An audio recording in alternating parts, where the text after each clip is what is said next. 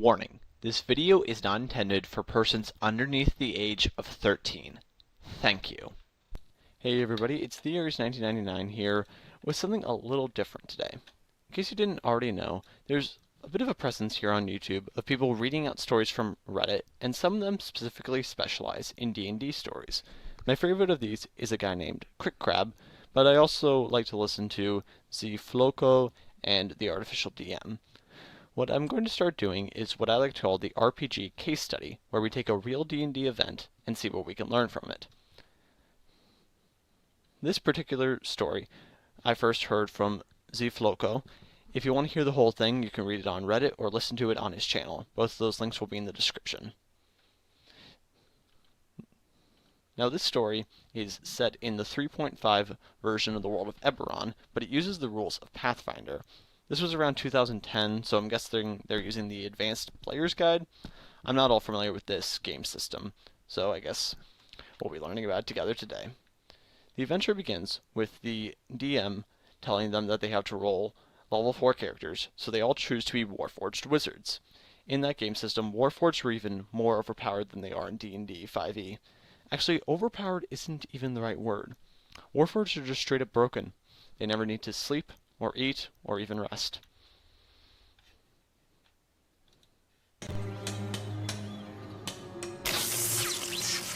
Why are you stopping?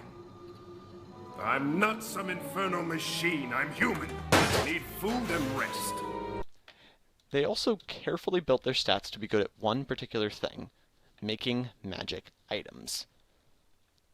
Now, in this system, in order to craft a magic item, you need to put some time aside and make a skill check. This system had the taking 10 feature, which means that in a calm situation, you can take your time on a skill check and just get a 10 for your roll. Nothing higher, nothing lower, but all your modifiers applied. Put simply, these are creatures that never have to take a break and are built to make magic items. Normally you can only work on an item for 8 hours a day, but the GM ruled that since they were always working, they could count the full 24 hours. This is a reasonable ruling. After all, a man couldn't do the same thing all day, every day. Not only does he need to sleep, but he would lose focus after a while. A robot, on the other hand, could just keep going. The first magic items they made were for their own benefit. In Pathfinder, you can make an item with a shortcoming, so that way it's less useful, but easier to make. They chose the quote-unquote shortcoming of it can only be used by a Warforged. They made these items to boost their intelligence, so that way they could then make more regular magic items. Once they had these other items, they began selling them at a shop. Since it was easier for them to make items, they could sell them at lower costs and still turn a profit. So they made a ton of gold, which they could then invest back in their production line. As you can imagine, this got them on the wrong side of other merchants, so they were chased out of quite a few towns. This is where their robotic nature comes into play again. They don't need to rest or even breathe. They can run all day and night without getting tired. Get this. At one point, they couldn't outrun the people chasing them, so they went underground and waited for months before coming up. This player race is so freaking broken.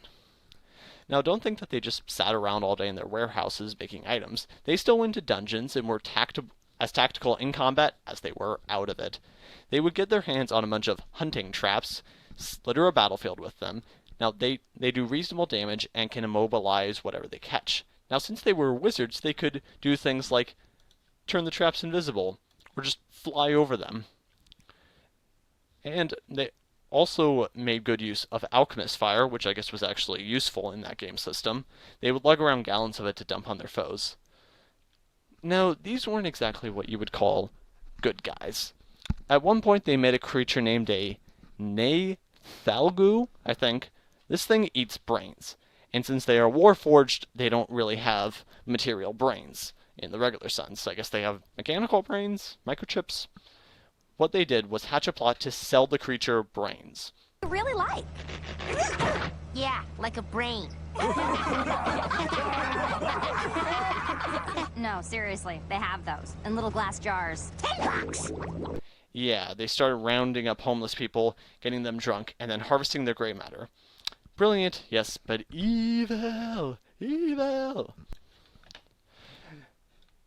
Then, after a while, selling magic items to everyday people wasn't enough for them, so they began supplying magic weapons to terror groups. I suppose that if you're being constantly chased away from regular business markets, you began selling in more unsavory places. Then another time, they took advantage of the fact that they don't need to eat by locking a woman in a room and then just waited her out, then stole her guns. This was probably the most murder hobo-y thing that they did. Now, this definitely sounds like a creative, tactically minded group, but there was one big problem. The party and the GM had very different interests in playstyle. I don't think he wanted them to play it strategically, but he was looking for a more traditional adventure where the party hunts down monsters and explores the land and interacts peacefully with town folks. A difference in expectations turned what should have been a glory story into an r/RPG horror story. The DM also reports that they would sometimes openly make plans in front of him at the end of one session, then do something totally different at the next. The players even admitted to doing this to mess with him. It's one thing to pull a fast one on your game master, but don't repeatedly lie just so you can catch him off guard. Now, I want to make it clear that I'm not trying to blame the GM or the players necessarily. Both sides just wanted different things. Now, the best advice that I can give for TTRPGs, in fact, the best advice I can give in general, is that communication is... Now, the best advice I can give for TTRPGs, in fact, the best life advice I can give, is communication is key. If you don't like something, speak up and offer an alternative. For this particular story, I would suggest having the wizards retire, then using their money to just have a dedicated magic item shop. Then they can use that money again to contract adventurers who hunt down new items for them, thereby improving the shop. Kind of like an Acquisitions Incorporated style game. The players could then also manage the shop in their background, but the primary game would be a more traditional D&D adventure. If they didn't go for that, then turn their principles against them. If the party is breezing their way through every challenge, send bigger challenges their way. If they're too magical, then they're going to attract the attention of powerful mages. If they're a threat to the state, then mighty warriors and assassins will be sent after them. Maybe they would even upset a higher level being like a fae, fiend, dragon, or celestial. Even better, maybe someone builds a Warforged crew to hunt them down. That way you've got like a Terminator-style hunting game. I for one love it when the players put together all sorts of obscure rules to benefit the party. The way I see it, power gaming is only a problem when it's done to make one character better than everyone else. That said, when the players get creative, the DM needs to get creative. So what do you guys think? What would you do if you had players like this? Do you want more case studies? Speaking of new things, for me, I'm now officially launching my gaming channel. I've decided to do a themed playthrough of Pokemon Leaf Green. All of the Pokemon I use have to be named after something in D&D, and if that Pokemon faints, I can't use it anymore. It'll kind of be like a soft Nuzlocke, I guess. Links to that will be in the description, so else for my D&D podcast, Enter the Dungeon. So all I've got for today. Have a great day, and God bless.